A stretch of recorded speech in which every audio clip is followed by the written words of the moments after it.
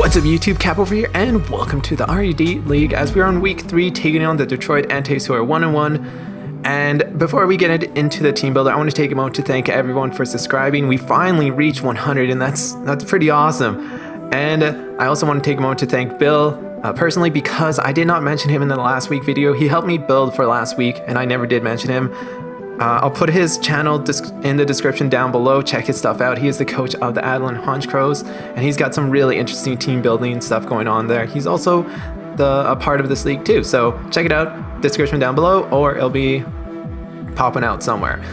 Anywho, we'll get into the team builder as our first Pokemon we're bringing in is Shaman, aka Not Sanic. With Life Orb, Natural Cure, Seed Flare, Air Slash, Earth Power, Dazzling Gleam. The coverage on this thing is unbelievable, and I do believe the magic number here is 105 on speed. That is his fastest Pokemon.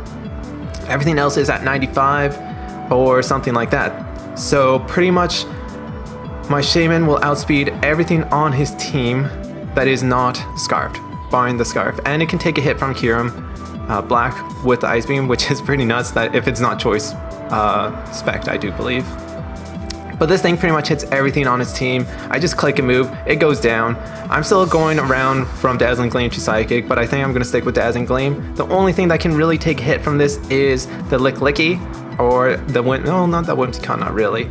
Those are the thing. That's the only thing that can really take a hit, and it can potentially have a speed drop of 2, or not a speed drop, a special defense drop by 2, so it could not work out in his favor. So this is pretty much my wall breaker. Outspeeds everything. Natural Cure is nice because it can absorb statuses like No Manana.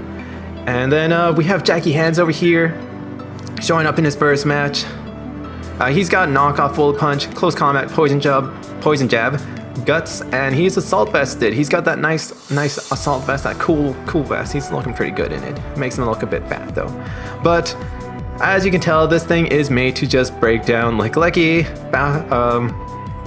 Bastiodon. It can take down the Cofagris with 2 knockoffs. If it goes for Will-O-Wisp, I can easily just go for the knockoff KO in the follow-up, and that's pretty much, we call it a day there. Close Combat pretty much hits everything on his team that's not Cofagris.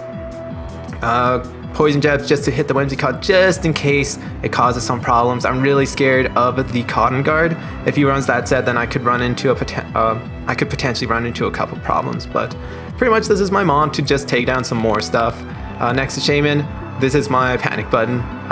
Pretty much not a lot of things can take it down. Blastoise doesn't do a lot of damage. Kyurem Black doesn't do a lot other than Outrage, but then we know he's going to be locked into that. Mesprit does a decent amount if it's running Psyshock. And the Whimsicott doesn't actually do that much, so yeah, that's pretty nice. Next up we have Skull Crusher, the Aggron. Pretty much the same set that we've been running for quite some time.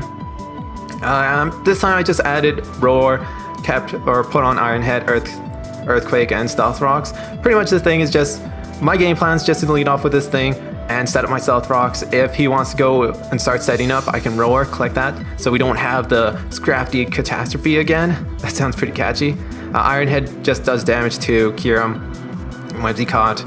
Earthquake just hits the Arcanine. Arcanine is, depending on what sort of set it is, it doesn't favor well.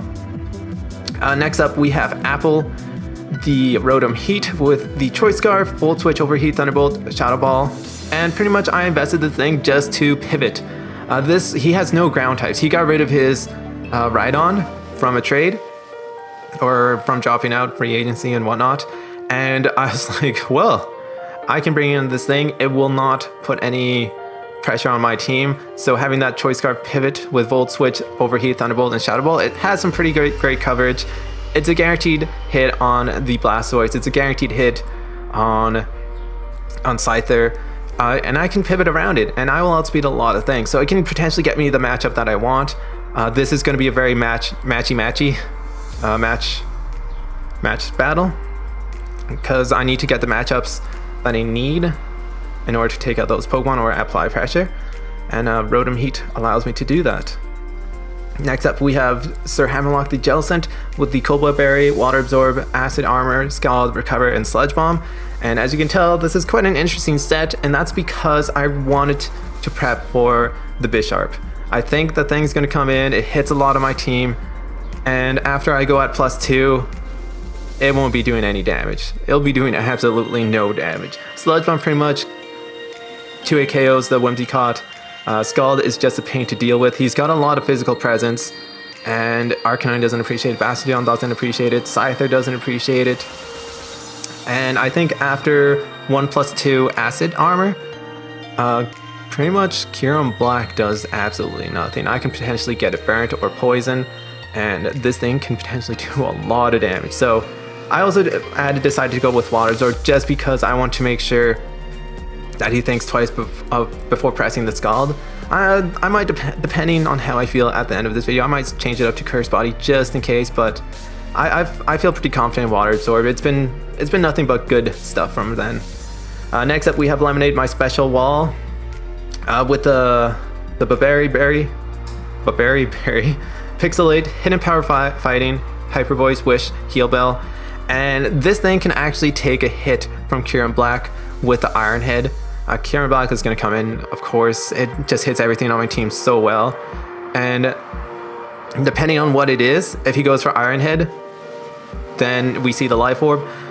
We know it's not Scarfed, we know it's not Scarfed. And Hyper Voice actually does enough damage to a point where Life Orb will just take itself down. And if I keep the rocks up, then it's a one-hit KO. And then a life is good, and we don't have to live with Kyurem. And Blastoise pretty much does absolutely nothing to this thing. Blastoise has no position to stay in the battle. When this thing comes in, I can just go for a Wish, Heal Bell. It supports a lot of my Pokemon. So Sylveon has a pretty big role in this battle, and it takes the likes of Hitmontop, Bisharp at a certain degree with the Berry. It can actually one-hit KO that Bisharp, which would be fantastic because that thing is super scary. And I can potentially just predict the switch ends to the ×4 weakness to fighting. So things that I have to watch out for is the Bisharp, Kyurem Black, Whimsicott, Licklicky is sort of something I might have to keep an eye on, but I'm a bit worried about it. But other than that, I feel like I have the proper team. I know I brought in quite the UU team, but I brought in the things that I felt like that was appropriate. And we're just going to get onto the battle. So thanks for watching. Be sure to smash that like button. Show your support by subscribing once again. And wish us luck. So this is Cap, signing off.